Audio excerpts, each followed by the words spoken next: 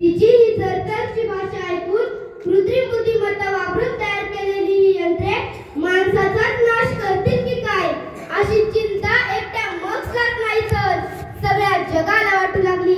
आणि तीच चिंता मनात घेऊन मी या व्यासपीठावर उभी आहे. मी कुमारी आदिती दिलीप भरमड, शासकीय माध्यमिक आश्रमशाळा गोहे बुद्रुकची 8वीची विद्यार्थिनी.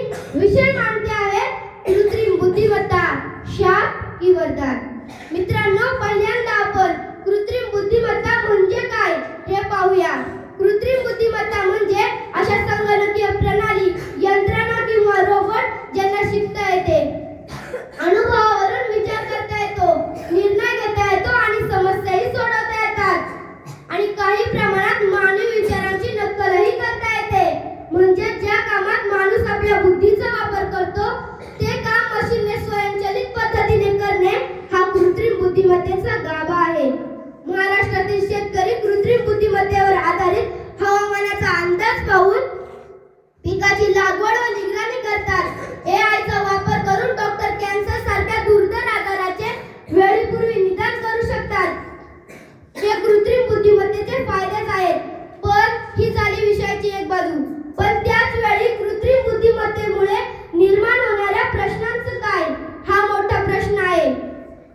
World economics for future of job report 2023 नुसार पुढील 5 वर्षात 83 दशलक्ष नोकऱ्या नाहीशा होतील. विचार करा मित्रांनो, जर का येणाऱ्या काळामध्ये ही कृत्रिम बुद्धिमत्ता ज्याच्याकडे ही कौशल्य असतील त्याच्या ताटातली भाकरी सेफ असेल हो. पण ज्याच्याकडे ही कौशल्य नसतील त्याच्या ताटातल्या भाकरीचं काय हा मोठा प्रश्न आहे. ChatGPT सारख्या AIच्या डेटा सेंटरमध्ये मोठ्या प्रमाणात डेटा प्रोसेसिंग होत असताना प्रचंड प्रमाणात उष्णता निर्माण होते आणि ती उष्णता आटोक्यात आणण्यासाठी करोडो लिटर्स पाणी वापरलं जातं. विचार करा मित्रांनो, जर का येणाऱ्या काळामध्ये हे डेटा सेंटर नदीच्या आणि समुद्राच्या किनारी उभे केले गेले आणि त्यामुळे शेतीसाठी वापरले जाणारे पाणी हे जर त्या डेटा सेंटरला दिलं जात असेल तर या कृत्रिम बुद्धिमत्तेला मी वरदान कसं म्हणू. माचीसची एखादी पेटवलेली कांडी सुगंधी उदबत्तीही लावू शकते आणि एखाद्याच्या घराला आगही लावू शकते.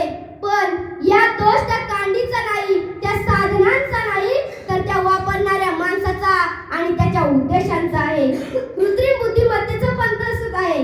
जर का आपण कृत्रिम बुद्धिमत्तेचा वापर चांगल्या गोष्टींसाठी, चांगल्या उद्देशांसाठी केला तर कृत्रिम बुद्धिमत्ता आपल्यासाठी वरदान ठरल्याशिवाय राहणार नाही. शेवटी नीलंबरी जोशी म्हणतात त्याचप्रमाणे स्वीकार, नकार की सहकार याच्याही पुढे जाऊन मी असं सांगेन, मानवी मूल्य, नैतिकता आणि हे सगळं निसर्ग या सगळ्या गोष्टींना केंद्रस्थानी ठेवून जर का आपण कृत्रिम बुद्धिमत्तेचा वापर सकारात्मक दृष्टीने केला तर कृत्रिम बुद्धिमत्ता मानव जातीसाठी वरदान ठरल्याशिवाय राहणार नाही. शेवटी जाताना एवढाच आशावाद व्यक्त करते, अजूनही मला पहाटेची स्वप्न पडतात.